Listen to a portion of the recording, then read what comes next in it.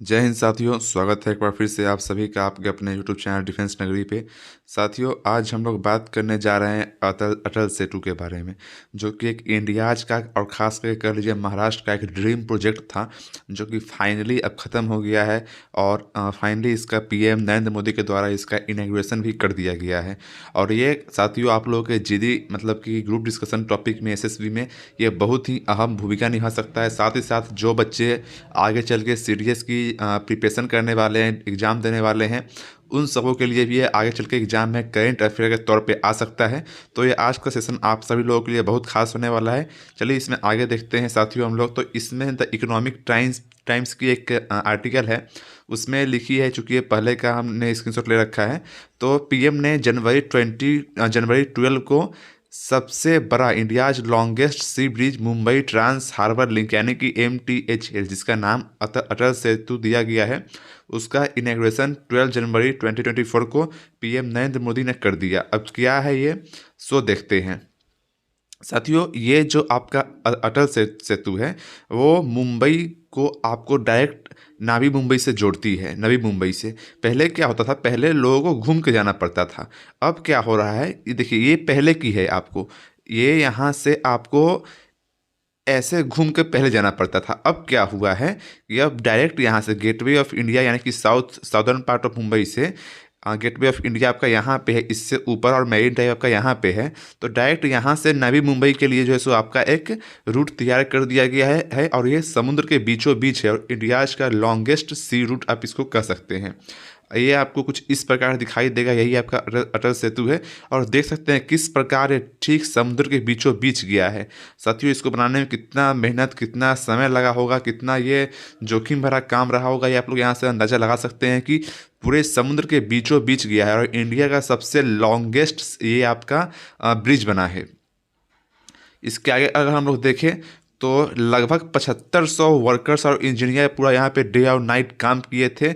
60 year जो wait था, मतलब 60 साल से जो इंतजार था, जो ड्रीम प्रोजेक्ट था मुंबई का, उसको इंड करने के लिए द मुंबई जो ट्रांस हार्बर लिंक है MTHL यानी कि अटल सेतु, वो 12 जनवरी को प्राइम मिनिस्टर नरेंद्र मोदी के द्वारा इनॉग्रेटेड कर दिया गया है। और ये जो एक्स्ट्रा ऑर्डिनरी सी ब्रिज है, ये लगभग 22 किलोमीटर की है और वर्ल्ड में इसकी स्थान 12th लॉन्गेस्ट सी ब्रिज के अंदर हुई है, जो कि 2018 से अंडर कंस्ट्रक्शन चल रहा था, जो कि फाइनली 2023 में ये लगभग पूरा हो गया था और जनवरी 12 2024 को पीएम के द्वारा इसका इनॉग्रेशन कर दिया गया है। अब हम लोग यहाँ पे देखते हैं जो ये रूट है वो सेबरी से यानी कि साउथ मुंबई से जो है सो थाने क्रिक को ट्रावर्स करते हुए चिरले यानी कि नवी मुंबई में आपको ये मिलती है। और ये जो 21.8 किलोमीटर लॉन्ग ब्रिज है, इसमें जो 16.11 किलोमीटर का जो इसका पार्ट है वो समुद्र के बीचों बीच पिलर पे बना है। तो साथियों, ये बहुत बड़ी बात है, कितना जोखिम भरा काम रहा होगा ये। और इसको यहाँ पे अगर मैप के माध्यम से समझे तो पहले क्या था कि पहले किसी को भी यहाँ सेबरी से अगर जाना है, अगर चैडले जाना है यानी कि नवी मुंबई में, तो उनको ऐसे घूम के जाना पड़ता था, इतना लंबा डिस्टेंस जाना पड़ता था। जबकि अब क्या हुआ है, सेबरी से चिरले जाने में यानी कि साउथ मुंबई से आपको नवी मुंबई में जाने पे डायरेक्ट यहाँ से यहाँ तक एक सी ब्रिज का कंस्ट्रक्शन हो चुका है। अगर हम लोग बात करें इसके हिस्ट्री के बारे में, तो ये जो इसका आइडिया था, सबसे पहले इसका प्रोपोजल 1962 में आया था और इसका टाइटल दिया गया था planning of road system for Mumbai metropolitan region. और इसका जो मेन आइडिया था इंफ्रास्ट्रक्चर का सेट करने का था, वो था कि इसको नवी मुंबई को और extended region of Pune, Goa, Panvel और अलीबाग से इसको जोड़ने का इसका मेन सबसे पहले इसका प्रोपोजल आया था। हालांकि 34 ईयर्स के बाद जो वहाँ की महाराष्ट्र गवर्नमेंट थी, उनका आँख खुला और उन्होंने इस पर एक फेजिबिलिटी रिपोर्ट तैयार किया। फेजिबिलिटी रिपोर्ट मतलब कि क्या ये फेजिबल है या नहीं है, यानी कि क्या ये आगे चल के बन सकता है या नहीं बन सकता है, उसे ही कहते हैं फेजिबिलिटी रिपोर्ट। और ये 1994 में फाइनली कंप्लीट हुआ। यहाँ पे देख सकते हैं साथियों कितना लंबा समय यहाँ पे लगा महाराष्ट्र गवर्नमेंट को जागने में, 34 ईयर्स। और ये जो फाइल थी ये फिर दबी की दबी रह गई ब्यूरोक्रेटिक फाइल के अंदर में, और करीबन अगले डिकेड में इस पे स्टडी हुआ 2004 में, और फाइनली 2006 में इस पे जो है सो अटल सेतु को बनाने के लिए एक टेंडर को बुलाया गया। और इसमें जो था साथियों, जब फिर से इस पे स्टडी हुई तो ऐसा यहाँ पे मालूम चल रहा है कि लगभग 50,000 व्हीकल जो है वो ब्रिज के दोनों तरफ से एक दिन में आएंगे। और इसको देखते हुए इस जो ये जो प्रोजेक्ट था इसको फिर से फ्रीज मोड में डाल दिया गया अगले डिकेड तक। तो साथियों देख सकते हैं यहाँ पे कब से शुरू हुई थी, यहाँ पे फाइनली 1962 में ये आपका फाइनली शुरू हुआ था। और ये चलते चलते 34 ईयर के बाद महाराष्ट्र गवर्नमेंट की आंख खुली। 34 ईयर के बाद फाइनली 2006 में करीबन एक डिकेड के बाद जो है सो टेंडर बुलाया गया। उसके बाद फिर इसको जो है सो ये देखते हुए कि 50,000 व्हीकल इस पे पर डे दोनों इंड से ट्रेवल करेगी, इसको देखते हुए फिर अनदर डिकेड तक जो है सो इस प्रोजेक्ट को वैसे ही छोड़ दिया गया। फिर उसके बाद क्या हुआ, 2017 में जो है ये Mumbai metropolitan region development authority जो कि नोडल एजेंसी है इस प्रोजेक्ट को कंस्ट्रक्शन करने में, जो नोडल एजेंसी है उसका नाम है Mumbai metropolitan region development authority यानी कि MMRDA। ये 2017 में इस प्रोजेक्ट को फिर से रिवाइव करती है, इस पर स्टडी करती है और फाइनली 18,000 करोड़ का जो है सो एक जापान से एक डेप्ट यानी कि कर्ज लिया जाता है जापान इंटरनेशनल कॉर्पोरेशन एजेंसी के द्वारा। साथियों जानते होंगे आप लोग कि जापान का इंडिया से कितना अच्छा रिलेशन है और जापान जो है सो इंडिया में काफ़ी उस जगह पे इन्वेस्ट कर चुका है। और इसको जापान को मालूम है कि इंडिया में जो है सो अगर हम डेप्ट देते हैं तो हमें आसानी से मिल सकता है। और जापान से मेन कॉज जो हम लोग का डेप्ट लेने का है वो ये है कि वहाँ पे निगेटिव में आपसे इंटरेस्ट लिया जाता है, जिसको आसानी से वापस चुकाया जा सकता है और इसलिए इंडिया जापान से लेता है। नहीं तो अगर आप देख लें चाइना को, तो चाइना वैसे वैसे कंट्रीज़ को लोन देता है जो कि लोन देने में सक्षम नहीं होती है। और ये चाइना को भी मालूम है और पूरे देश को भी मालूम है। उसके बाद भी चाइना उसको देते हैं इस जानबूझ करके कि उसके बदले में जो कोलेट्रल वो जमा किए रहेंगे उन पे या तो उनका लैंड सीज करेंगे या उनका जो कोलेट्रल रहेगा वो उस पर वो जाके धावा बोलेंगे। लेकिन जापान जानता है कि इंडिया ऐसा कुछ नहीं करेगा, इसलिए जापान भी आसानी से लोन दे देता है। और जापान का जो है सो इंडिया में काफ़ी बहुत ज़्यादा इन्वेस्टमेंट अलग अलग प्रोजेक्ट में हो रखा है। इसके बाद जो है इस प्रोजेक्ट पे 2018 में अप्रैल 2018 में फाइनली इस पर काम शुरू होती है और ये मिड 2023 तक जो है सो ऐसा अनुमान लगाया जा रहा था कि ये कंप्लीट हो जाएगा, जो कि फाइनली 12 जनवरी को PM नरेंद्र मोदी के द्वारा इसका इनॉग्रेशन कर दिया गया है। अब साथियों अगर बात करें इसके टोल रेट्स के बारे में, तो साथियों इसका टोल रेट्स इसका जो टोल रेट है वो बहुत ही महंगा है, टोल चार्ज, क्योंकि गवर्नमेंट का भी कहना है कि चूंकि इसे बनाने में बहुत खर्चा आया है और इनफैक्ट खर्चा बहुत आया है इस पर, तो और ये सुविधा भी दे रही है लोगों को। तो इसको लेते हुए जो है सो जनवरी 4 2024 को इसका जो प्राइसिंग डिटेल है टोल चार्ज का वो डिस्क्लोज किया गया। इसमें ये कहा गया कि अगर वन वे मतलब कि अगर आप ये ब्रिज है इस पर आपको बस इस साइड से इस साइड जाना है आपको, तो वन वे का जो चार्ज है वो 250 रुपीज़ है। जबकि अगर आपको एक ही दिन में आपको जो है सो जाना भी है और आना भी है तो उसके लिए आपको 375 का जो है सो आपको राउंड ट्रिप के लिए 375 का टोल रेट आपको चार्ज लगेगा। और अगर आपको एक दिन में आपको कई बार आना जाना है तो उसके लिए आपको 625 रुपये लगेंगे। और अगर आप मंथली पास चाहते हैं तो आप 12,500 रुपीज़ का आपका टोल चार्ज लगेगा। अगर साथियों इसमें अगर कोई एक बार किसी को महीना में एक आध बार जाना है तो वो 250 का या 375 का अपना कर सकता है। नहीं तो अगर किसी को अगर जाना है रेगुलर, उसको पूरे मंथ में अप डाउन करना पड़ता है उस अगर ब्रिज के ऊपर से, तो उनको मंथली पास जो है सो बनवा लेना चाहिए या उसको मंथली पास बनवाना पड़ेगा, जिसका चार्ज है आपका 12,500 रुपीज़। साथियों इसी के साथ अगर हम लोग बात करें तो इसमें हम लोग पहले देखते थे कि बहुत सारी जो है सो यहाँ पे आप देखते होंगे कि पहले अगर फास्टैग नहीं था तो उस समय गाड़ियों की बहुत लंबी लंबी लाइनें लग जाती थी। और लाइन लगने के कारण क्या होता था कि एक तरह से जैम लग जाता था। वहाँ पे जो गाड़ी है वो ड्राइवर वहाँ पे गाड़ी लेके जाते थे, फिर जो टोल इंचार्ज है उनको कैश देते थे, फिर वहाँ से रिसिप्ट लेते थे। उसके बाद एक फास्टैग आया जिससे कि बहुत काफ़ी हद तक जो है सो ये घटनाएँ जाके ठीक हुई।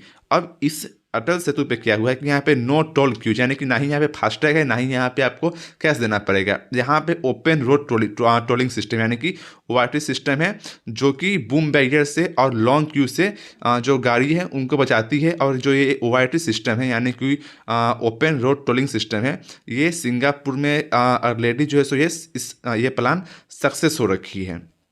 और अटल सेतु पे भी आपको ऐसा ही देखने को मिलेगा। अगर बात की जाए क्या इस पे स्मॉलर व्हीकल को चलने की आज़ादी है, तो इसका आंसर है नहीं। जितने भी यहाँ पे आपके मोटरसाइकिल हो गए, ऑटो रिक्शे हो गए, इवन ट्रैक्टर, इन सबको यहाँ पे जाने से, इस सी ब्रिज के ऊपर से जाने से यहाँ पे रेस्ट्रिक्ट किया गया है। और ऐसा जो है सो अनुमान लगाया गया है कि 70,000 व्हीकल जो है सो डेली यहाँ पे इस ब्रिज पे चलेगी।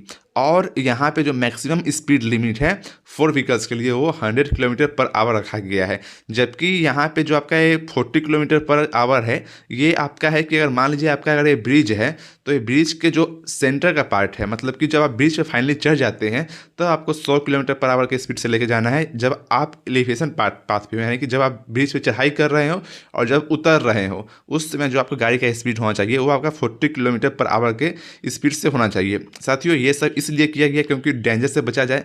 साथियों, ये समुद्र के बीचों बीच जाती है और सबसे लंबा आप कह सकते हैं सी ब्रिज है। तो डेंजर से, ऑब्स्ट्रक्शन से और किसी भी तरीके के वहाँ पे बाधा पहुँचे, इससे रोक लगाने के लिए ऐसे वहाँ पे कड़े कड़े नियमों का वहाँ पे एडवाइजरी जारी कर दिया गया है। इसके साथ ही हम आपको यहाँ पे बता दें कि वहाँ पे एआई कैमरे लगाए गए हैं, जो कि अगर 100 किलोमीटर से ऊपर स्पीड लेके जाता है या ऐसा कुछ भी काम करता है जो वहाँ पे रिस्ट्रिक्टेड है, तो उनका चालान ऑटोमेटिकली डिजिटल कैमरा के माध्यम से एआई के थ्रू कट जाएगा।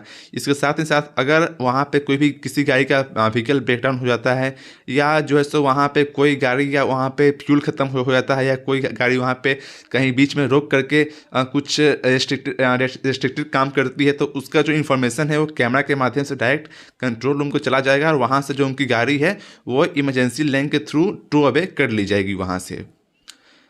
इसके साथ ही बात करें तो वहाँ पे 2 डायनेमिक डिस्प्ले लगाए गए हैं और एक स्पेशल लाइट पोल लगाए गए हैं। अब डायनेमिक डिस्प्ले क्या होता है कि जो भी यहाँ पे ड्राइवर हैं, जो भी यहाँ पे व्हीकल्स हैं, जो भी व्हीकल के जो ड्राइवर रहेंगे, उनको यहाँ पे रियल टाइम इंफॉर्मेशन मिलेगी कि आगे जो है सो ट्रैफिक जैम कैसा है, और इनको अलर्ट मिलते रहेंगी। ये सब चीज़ जो है सो उनको मैसेज के थ्रू उनको रियल टाइम इंफॉर्मेशन मिलती रहेगी। यानी कि इसे ही कहा गया है डायनेमिक डिस्प्ले।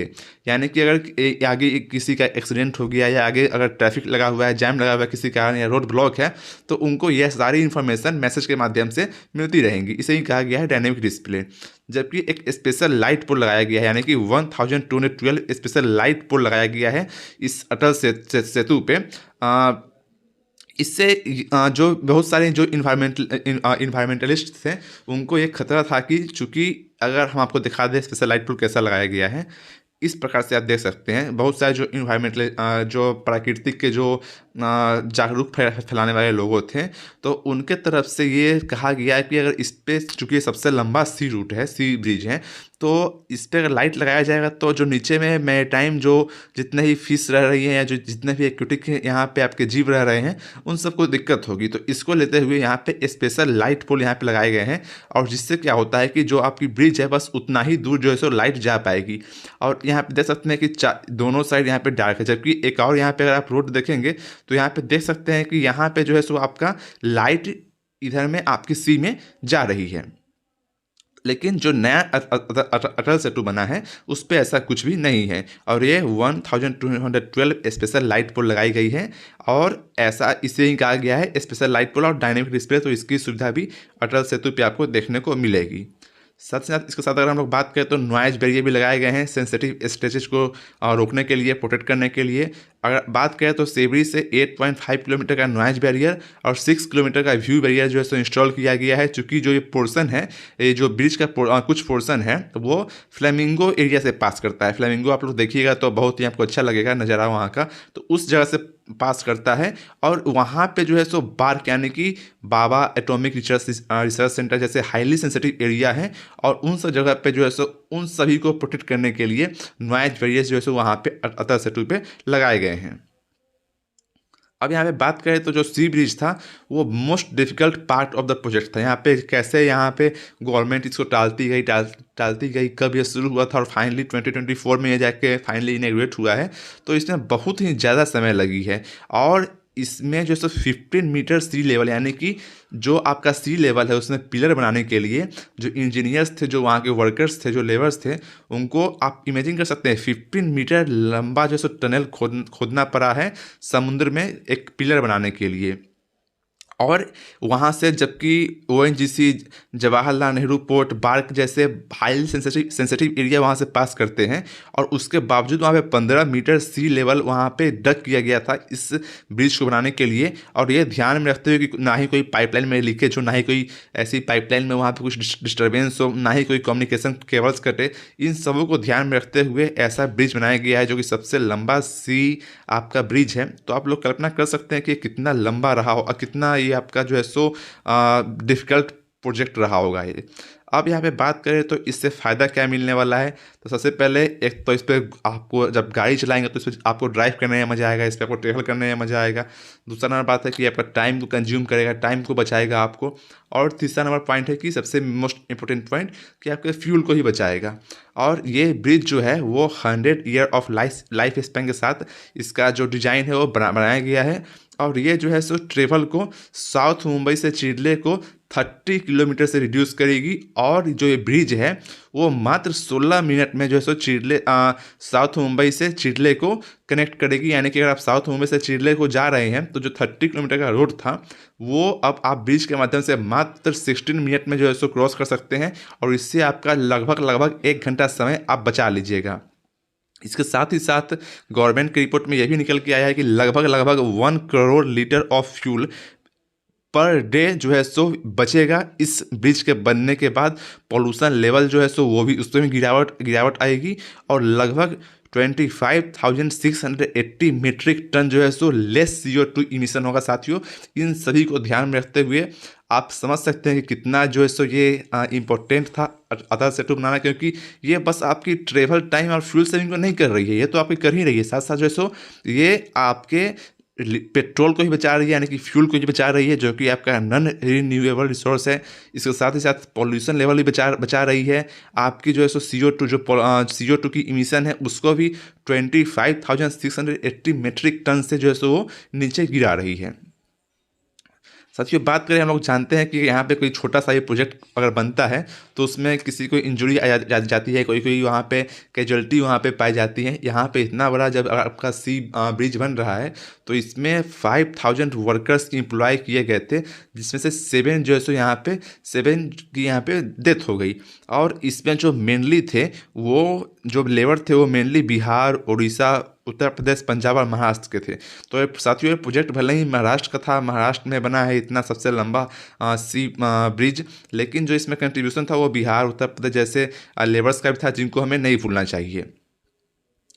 अब यहाँ पे बात करते हैं जो कोविड के कारण जो था वो इस प्रोजेक्ट का जो कॉस्ट था उसको ये एक्सकेलेट कर दिया। यानी कि जो पहले जो इसका कॉस्ट था उससे इसका कॉस्ट ज़्यादा जो है सो फाइनली देखा गया। और उसका जो मेन रीजन था वो था कोविड के कारण क्या हुआ। अब देखिए, अगर आप कोई प्रोजेक्ट पे अगर आप जितना जल्दी इसको ख़त्म करेंगे उतना आपका कम पैसा लगेगा, और जितना आराम से इसे ख़त्म करेंगे उतना ज़्यादा आपको लेबर चार्ज लगेगा, उतना ज़्यादा आपको सारी चीज़ें यहाँ पे आपको लगेंगी।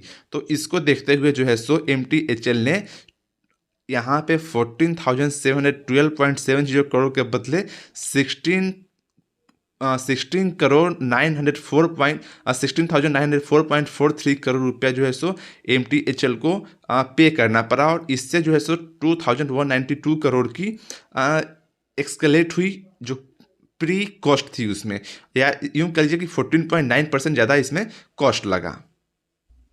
और इसका जो मेन रीजन था वो था कोविड के लॉकडाउन इसका मेन रीजन था।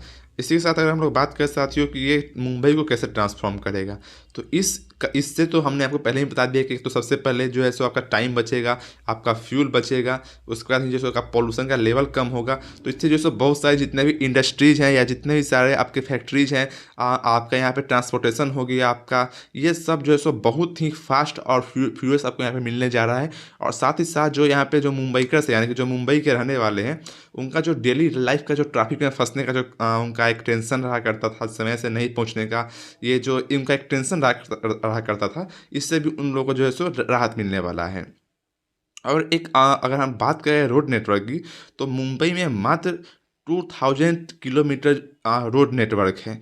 और जबकि अगर आप बात करें इसके मुकाबले, अगर आप दिल्ली की बात करें, तो दिल्ली जैसे शहरों में 29,000 किलोमीटर का आपका रोड नेटवर्क मिलेगा, और जो आपका महाराष्ट्र है वो 1/10 से भी कम है। यानी कि जो महाराष्ट्र का रोड नेटवर्क है वो 1/10 से भी कम है। अब यहाँ पे इतना बिजी और इतना जो है सो आपका डेवलप्ड सिटी होने के बाद भी इसका इतना रोड का कम नेटवर्क है, तो ये रियली एक टेंशन थी। और मुंबई में रहने वाले लोग हैं, या मुंबई के जितने भी बिजनेस हो गया, ट्रेड हो गया, इन सब में बहुत ही आपको सहूलियत देखने वाली है। इसी के साथ जो है सो यहाँ पे 8 मिलियन पीपुल जो है वो रेलवे कॉरिडोर का यूज करते थे अपने डेली के रूटीन में, या डेली अपने कहीं को जाना हुआ, कोई ऑफिस ड्यूटी या कहीं भी जाना आना हुआ, तो लगभग 8 मिलियन पीपुल जो है वहाँ की रेलवे को चूज करते थे। और अब इस ब्रिज के बनने से उनको ये राहत मिलने वाली है। अब हम लोग बात करें, तो जो ये आपकी सेवरी में जो आप सेवरी से आपकी जो बनी है चिरले तक, यानी कि आपकी साउथ मुंबई से आपको नवी मुंबई तक जोड़ने वाली जो ब्रिज बनी है, ये फाइनली जो है सो आपकी जो टाइम ड्यूरेशन है, आपकी जो फ्यूल है, पोल्यूशन है, इसको घटाने ही वाली है। साथ साथ क्या था कि अगर मान लीजिए आपका यहाँ पे आपका सेवरी है और यहाँ पे आपका नवी मुंबई है, यहाँ पे आपका मुंबई में तो एयरपोर्ट पहले से था ही। अब यहाँ पे आपका क्या है कि आपका मैरिन ड्राइव है और यहाँ पे आपका गेटवे ऑफ इंडिया है, तो यहाँ से यहाँ पे अब डायरेक्ट लिंक हो गया है।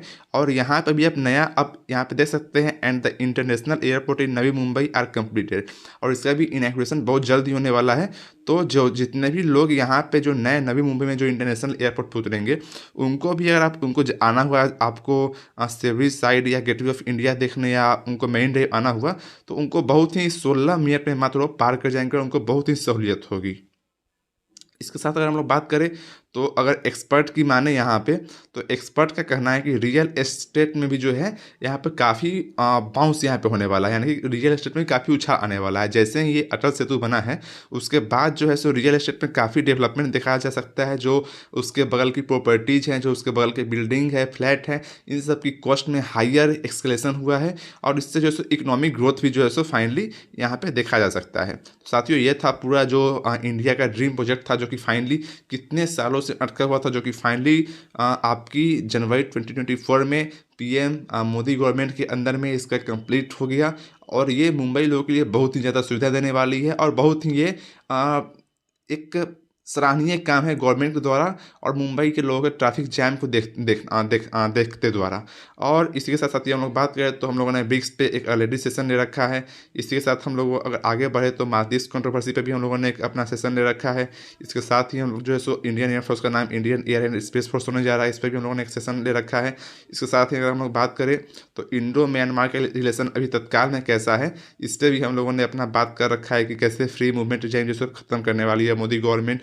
इसके साथ ही हम लोग बात करें, तो कैसा जैसे अभी वहाँ पे हरदीप सिंह निज्जा का वहाँ पे डेथ हुआ था, एक सिख सेपरेटिस्ट लीडर था, तो जो जस्टिन ट्रूडो हैं वो पीएम मोदी पे यानी कि इंडियन गवर्नमेंट पे डायरेक्ट ब्लेम कर दिए थे कि इंडियन गवर्नमेंट अपने सीक्रेट एजेंट यानी कि अपने खुफिया विभाग से इसको मरवा दी, जबकि इंडियन गवर्नमेंट ने इसको साफ डिनाई कर दिया था। तो इसको लेकर अभी कैसा रिलेशन है इंडिया और कनाडा में, ये भी आप लोग देख सकते हैं, और ये एसएससी जीडी टॉपिक के अनुसार बहुत ही इंपॉर्टेंट टॉपिक आपकी बन सकती है।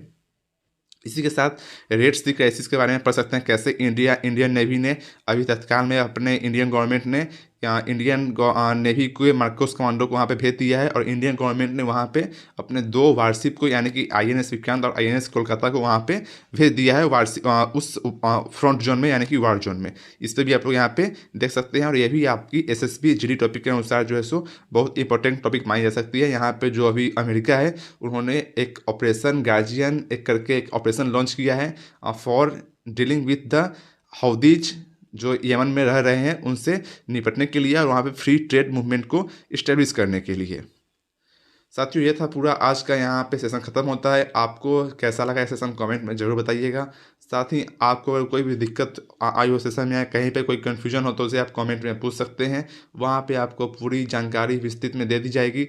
इसी के साथ साथियों, अगर आप लोग आगे किस टॉपिक पे वीडियो चाहते हैं, उस आप कमेंट कीजिए, चाहे कोई भी टॉपिक हो जो आपके रिलेटेड हो, जो डिफेंस के रिलेटेड हो या जो करंट अफेयर के रिलेटेड हो, उस पर वीडियो बहुत जल्द ही हम लोग बनाएंगे और पब्लिश करेंगे। चलिए साथियों, मिलते हैं अगले वीडियो में। अब तक के लिए इतना ही, धन्यवाद, जय हिंद।